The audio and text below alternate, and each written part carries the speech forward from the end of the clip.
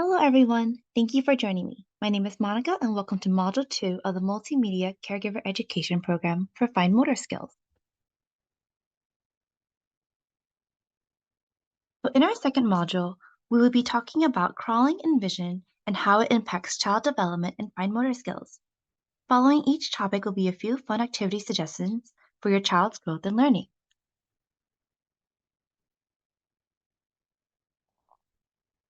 So, a quick review from our first module about what are fine motor skills. It's the use of our hands and movements up through our shoulders as we participate in our day-to-day activities. It involves engaging the small muscles of the hands and fingers as we reach, grasp, and manipulate objects. These skills really set the foundation for us to be able to complete our day-to-day activities.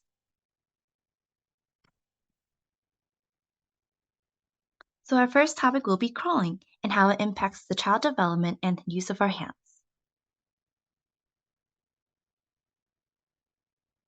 So let's talk about the exciting period of crawling for babies. In our previous video, we discussed the importance of developing proximal stability, which is developing the core strength through activities such as tummy time to allow the arms and legs to move freely and with control. Tummy time for babies is a crucial step to crawling as it works on developing their muscle strength through their body, starting at their neck, shoulders, arms, back, and their core, which is their tummy.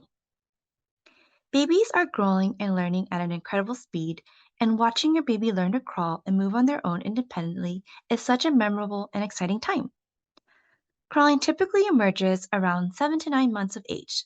Although crawling is a brief time in your child's growing journey, and some babies may even skip crawling completely, there are so many and a wide variety of benefits that the experiences of crawling creates to support your child's development, especially in areas such as gross motor, fine motor, sensory learning, and exploration. We will expand upon and discuss these concepts later on in this video. Now, how do we define crawling exactly? The most common and typical form of crawling is the classic hands and knees. Hands and knees crawling is described as when a child makes at least 3 movements forward or backwards, where their hands and knees alternate and appear like this picture of the baby on the right.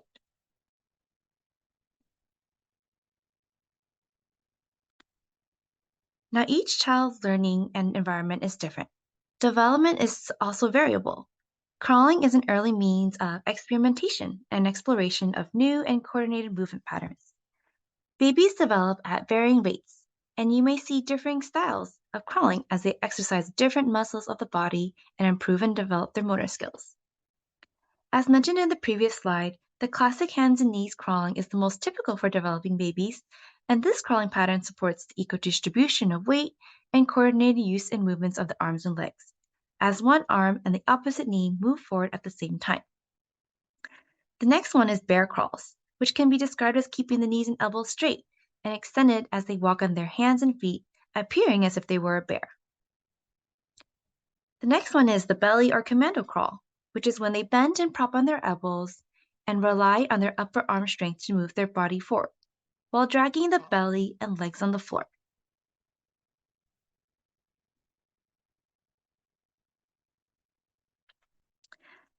A bottom scoot crawl is when the baby remains seated on their bottom and leans forward to use their arms to pull forward. The crab crawl is like a push off from the ground, where they propel themselves sideways or backwards using their hands. And lastly, the rolling crawl, just the baby when they're rolling from one place to another. Now you may see babies switch between the typical placement of both hands and knees on the floor to asymmetrical styles such as the crab or bear as they work towards becoming more confident in learning about their body and planning out their movements. While not all asymmetrical styles may be a cause for concern, sometimes long-term use and persistent asymmetrical movement may be a sign of underlying issues. Continue to create a positive and playful environment for your child as you guide their attempts to crawl in a balanced manner. Encouragement and physical support can boost your baby's confidence in their motor skills, and their crawling patterns may adjust as they become more comfortable and developed in their motor skills and strength. However, if you have any concerns or questions about your baby's crawling, or if they're not crawling or walking on their own, reach out and discuss with your family pediatrician and healthcare providers.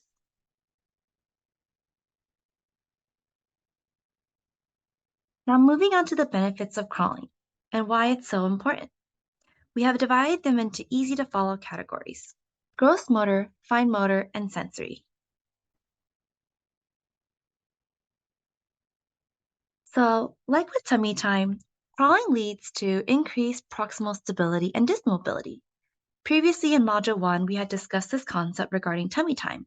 However, it continues to be an important concept in crawling and as children grow older. As a quick refresher, proximity means what is closest to the center of our body or our torso. Think of your chest, abdomen, pelvis, and back. We need it to be stable and controlled. Once a child develops their core strength, we are able to see more movements of distal mobility. Distal meaning further away from our body, and mobility is being able to move our arms and legs in a coordinated manner through its full range of motion. Compared to when babies are mostly static or staying in one place on their tummy, crawling takes development to the next step, as it challenges babies to hold their entire bodies up as they explore their environment and navigate from one corner of the room to the other, or reach and play with items. We can look at the image above for an example of a progression of a baby's development. Instead of being on their tummy, the baby has now developed their core strength to keep their tummy off the ground. While on their hands and knees, babies are developing the muscles and joints central to their body. They are actively engaging the muscles throughout their body and further strengthening their neck muscles as they hold their head to look upright at their next destination, object, or family member. They are continually working on strengthening their core and keeping their body up off the ground, which is important for the next milestone of walking, where they will need to use that core strength to keep their bodies upright and develop control of their posture. Now, physical activity is also vital to building strong and healthy bones. Studies have found that bearing activities like crawling, in addition to a healthy diet, contributes to increasing the bone mass and strength of babies, and therefore supporting their joint stability.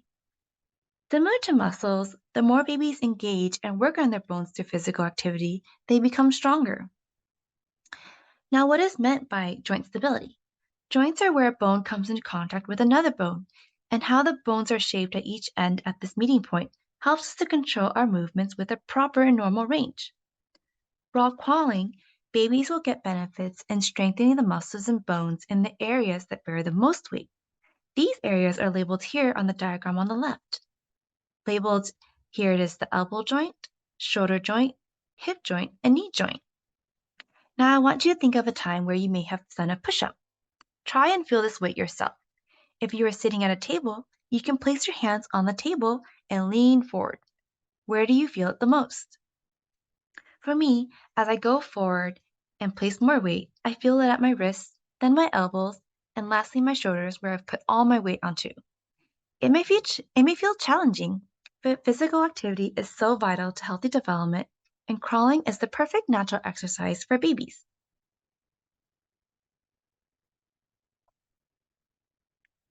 Now, an additional gross motor benefit to crawling is improving bilateral coordination. Now, the term bilateral coordination can be defined as using both sides of the body to carry out coordinated movements.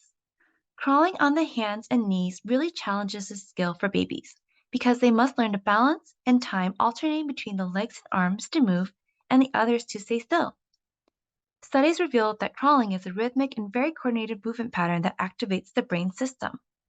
Bilateral coordination engages part of the brain called the corpus callosum, which acts as a bridge to communicate between the left and right sides of the brain. Look at the image on the top right. To keep from falling, the left knee stays bent on the ground and the right hand is flat to the floor. By keeping those stills, it's a form of stabilization. The baby can now move forward by extending and reaching out their left arm and right leg to move. This left and right brain communication is so essential to everyday activities. As adults, we think about waking up and brushing our teeth. As we hold the toothbrush in one hand and squeeze the toothpaste with the other, we are using both of our hands to stabilize and move. Another example is when we have to put on our pants, lifting one leg up to slip in and the other leg we keep on the ground to steady ourselves and keep us from falling over.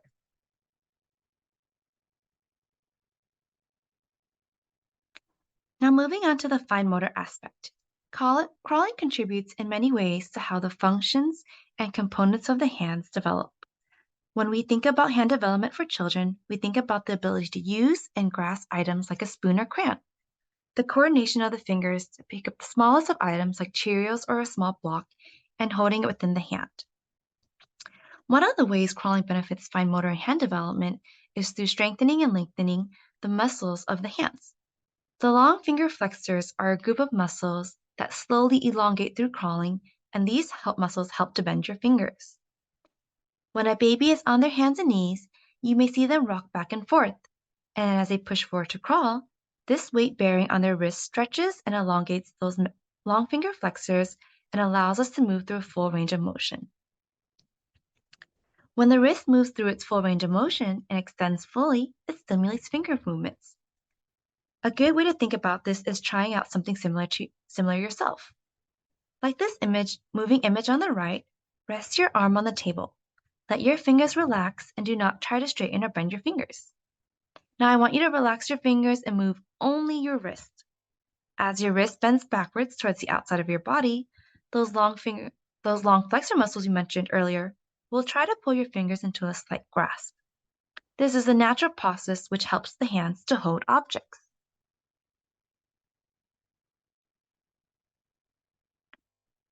Another benefit to crawling is the development of the arches in our hands and the thumb web space. There are multiple arches within our hands that support our ability to grasp and hold objects of various shapes and sizes. There are three main arches as pictured in the photo on the most far left that run up and down the length of your hand, as well as two that go across. Crawling helps to develop the arches as it engages the small muscles of the hands. As babies are crawling and shifting their weight, the arches develop corresponding to that direction.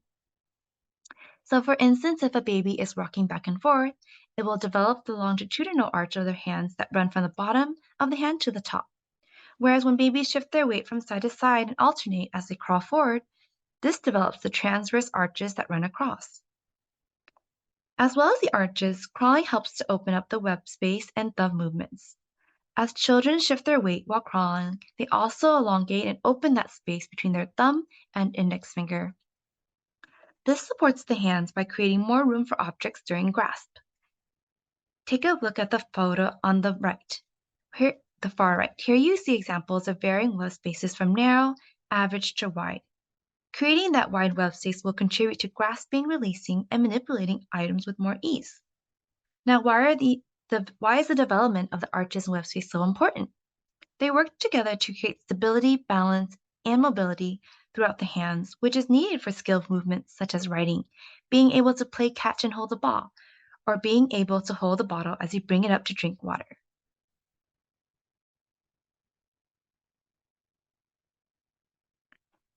Now, lastly, as babies become more confident with crawling, they may begin to explore holding or carrying small items in their hands.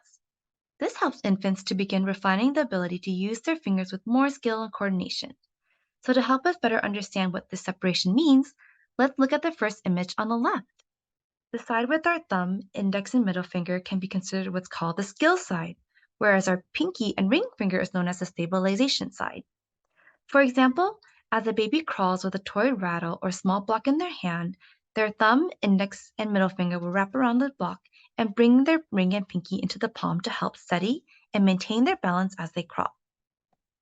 This is a good practice for babies as we think about ourselves and how we carry out small tasks with our hands. If you have a pen nearby, go ahead and grab it and think about how you grasp the pen to write. Notice which fingers wrap around the pen to control its direction and which fingers help to steady for your hand on the table. This separation of the hands is an important distinction as it supports later developmental skills for babies such as cutting with scissors, learning to button and zip their own clothes, and then holding a pen or pencil to write.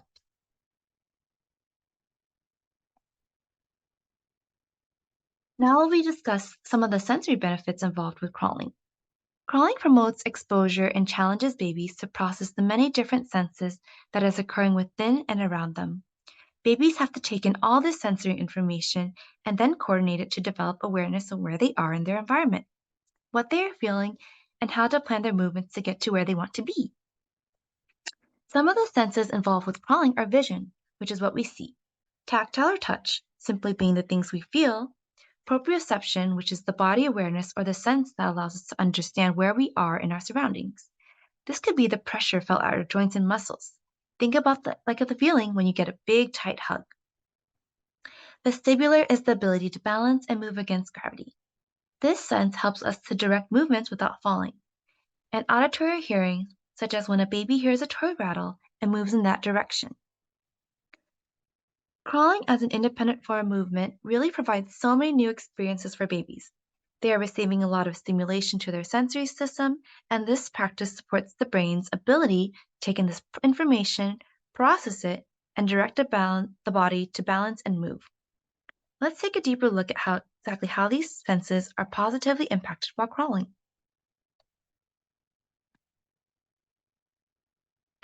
So, crawling is an experience that also helps to develop the visual system. As mentioned earlier before, during crawling, it really strengthens the neck muscles to help keep the head up. As babies see more, they also work on muscles of the eyes as it focuses on near and far objects in a baby's surrounding as they scan and look for items in the environment. As babies crawl, they develop the depth perception and spatial awareness of where the objects or obstacles are in closest to the body compared to their surroundings. Because crawling babies primarily see the floor in front of them and they have easy visual access to their hands, any obstacles or changes on the surface of the floor is easily detected as they approach. For instance, if a baby is near a step or crawling off a pillow, this close proximity to the surroundings helps them to develop awareness for heights, and they are able to discriminate between safe and risky slopes or drops. So as crawlers become more skilled and quick, they can move through environment and explore various new types of surfaces and navigate obstacles. Their early exposure to various textures allows for experimentation and learning through direct contact of the hands and feet to decrease risk of avoidance or sensitivity to textures. The various natural environments that children can crawl on could include textures such as wood or tile floors, carpet, grass, or soft blankets. Earlier, we also mentioned talking about how crawling involves weight bearing on our joints. This weight bearing contributes to the sense of proprioception or body awareness. For babies to develop their body awareness, it plays a big role in their ability to motor plan or carry out a sequence of movements. As we think about babies who crawl clumsily at first, but as they slowly become more comfortable and aware of where their hands and legs are in space, they lead to more coordinated movements. So some activities for crawling could be a pillow obstacle course, placing soft pillows or stuffed animals to challenge your baby's crawling skills to go up and over.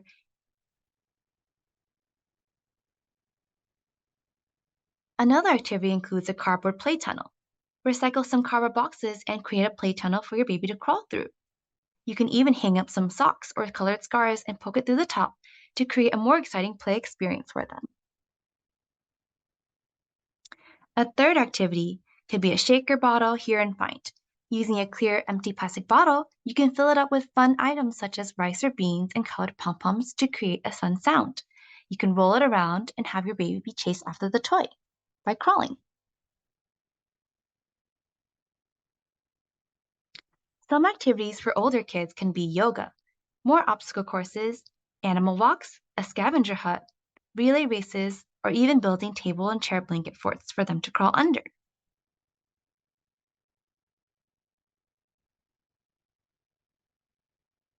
Now we are introducing our second and final topic in this module, vision and fine motor development. So let's talk about the foundation first. When we think of the word vision, we think of it simply as using our eyes to see what is around us. However, vision involves more than just eye movements. It's a whole body process that includes movements from the eyes, head, and body. When we think about babies and calling their name or shaking a toy rattle, babies must turn their head to look, turn their body, and fixate their eyes on the source of the sound. Vision is our first step to interpreting what we see in our surrounding environment and the world and how it impacts how you interact with the people and things around you. Vision is involved in how we visually process things and how we carry out visual motor tasks. It's required in order for us to have a perception of things around us. Now, how is vision connected to fine motor development? Through a complex skill called visual motor integration.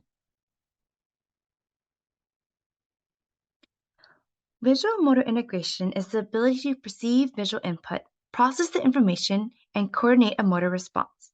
Simply put, it is the communication between our eyes and the arms and legs to complete a task or activity. It includes and is influenced by visual perceptual skills, eye-hand coordination, the ability to plan movements, and fine motor coordination, as well as gross motor coordination. For example, we think about fine motor tasks such as tying our shoes. We have to process what we are seeing, where the laces are, how we are holding them, and remember the next movements and steps to coordinate both of our hands to loop and tie the shoelaces. It seems easy or simple to us at the time because we've had so much practice, but it can be a challenge for children just beginning to learn the skill. Another example is when we think about sports. While playing a sport like basketball, it's more than just being able to move your hands and legs to run and dribble the ball. Your vision has to understand what it sees and make sense of it quickly.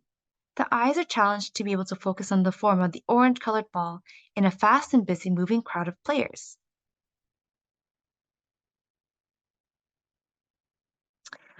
Visual motor integration developmental milestones begins at 3 months of age, when an infant can track an object with their eyes while lying on their back, and these milestones continue to progress. A few examples at 3 to 6 months include looking at an object like a toy rattle and attempting to reach it. You may also see babies use all their fingers at the same time to pick up small objects. At 6 to 12 months, they may begin to point at things or become more comfortable with their fine motor skills and be able to use their thumb and index finger to pick up small objects instead of all their fingers.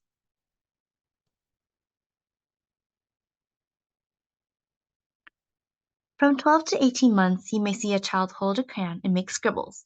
They start stacking blocks or placing simple shapes into puzzle boards. At 18 to 24 months, they'll now build more confidence and build taller towers.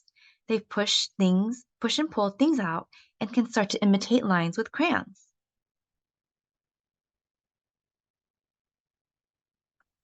Around 24 to 30 months, a child may be able to string beads. They start turning pages, and around 30 to 36 months, they can build even taller towers with more coordinated movements or make snips into a piece of paper. An important thing to remember is that milestones are meant to be guidelines and a way to support conversations with your healthcare providers about your child's development.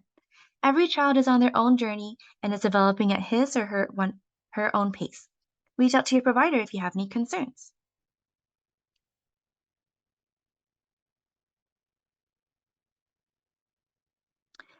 Now, after the 36-month or 3-year mark, children continue to learn how to process and organize the visual information in their environment, especially as they transition to preschool and later education.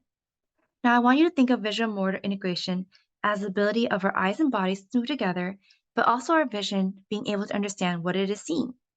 When we hear the term visual motor integration, our first thought may be able to think of what we see and how we move our body. However, visual perceptual skills is a large area that involves being able to understand what it is we're seeing and how we interpret that information. There are 7 skills that fall under visual perception. It may seem like a lot goes into how we understand and see the world around us, but that's just how amazing our brain and bodies are able to do all these things at once without us really knowing. So first we have visual memory, which is the ability to remember what we see and store it in our brain. This could start off as playing a memory card or matching game, and then later as adults being able to remember where we put our keys and jacket. The next one is similar to visual memory, but now it's the ability to remember forms or characters in the sequence or correct order. These are examples like learning to count and spelling. Form constancy is the ability to recognize a form or shape is still the same even if it's been turned around or a different size or color. It's an important skill for school as we think about reading, and this example is matching the correct letters. Figure ground is the ability to find an object even when it's in a busy background. This could be finding a blue crayon from a box of them, or opening the drawer and picking a spoon from all the forks. Now, visual spatial relations is being able to understand the location of objects and how it compares or relates to oneself. For instance, when playing hide and seek, being able to see a person is hiding, understanding that they are behind the couch or tree, and moving towards that direction. Next is visual closure, which is being able to recognize familiar items, pictures, or words when only part of it is shown. So examples could include completing a puzzle and knowing that the animal is a giraffe even when it's not completed.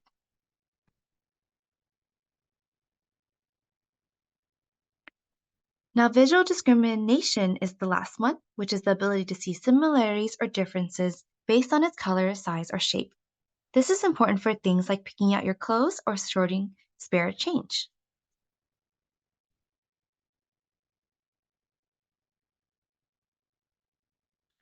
Now, why are visual motor integration skills so important?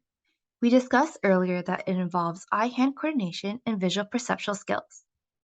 Visual motor integration is an important part of a child's development and contributes to so many important functional skills and the ability to participate in everyday tasks.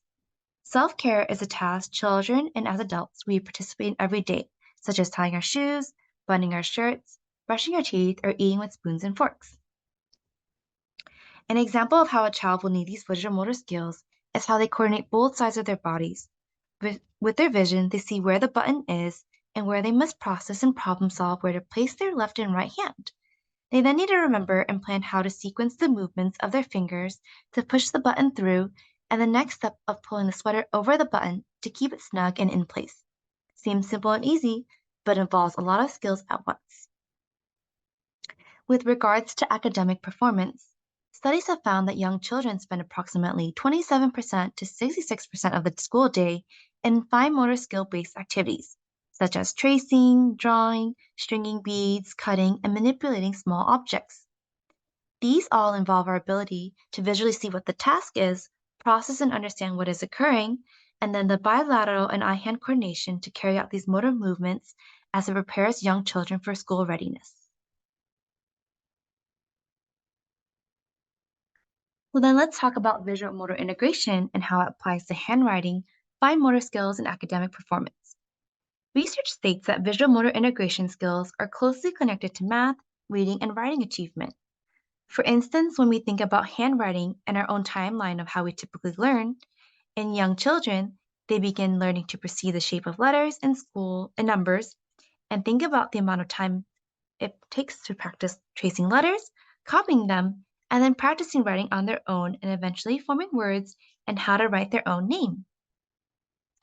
Early learning activities such as copying a shape or building a small block structure require children to really focus their attention, such as staying within the lines, build their memory, remembering what a shape or structure looks like, and practicing control by avoiding the temptation to get up and play with other children. Visual motor integration are also an important part of socializing and participating in play with other children and peer when we think about how these skills are involved in a variety of activities. For children, learning new skills often involves observing others and then copying or imitating their actions. Many early childhood games involve visual motor integration, such as tag, building with blocks, playing catch, board games, and arts and crafts.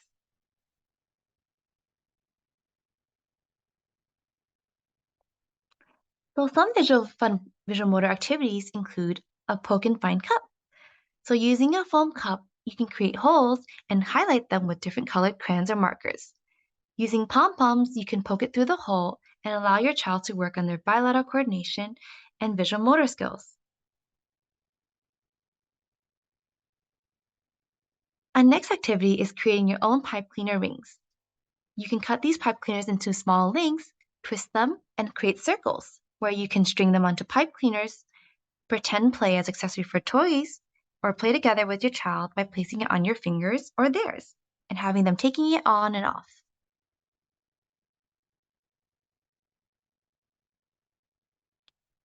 The next activity is using pipe cleaners to make shapes.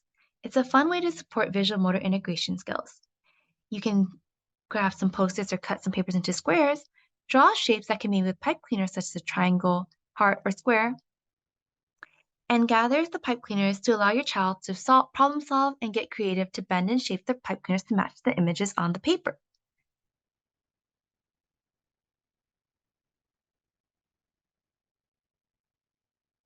As your child continues to grow older, here are some activities they can do for visual motor skills, such as playing I Spy or Where's Waldo, building origami, playing with Jenga, or obstacle courses. Thank you so much for following along. Hope this was helpful and exciting to learn about and look forward to sharing more with you. Thank you.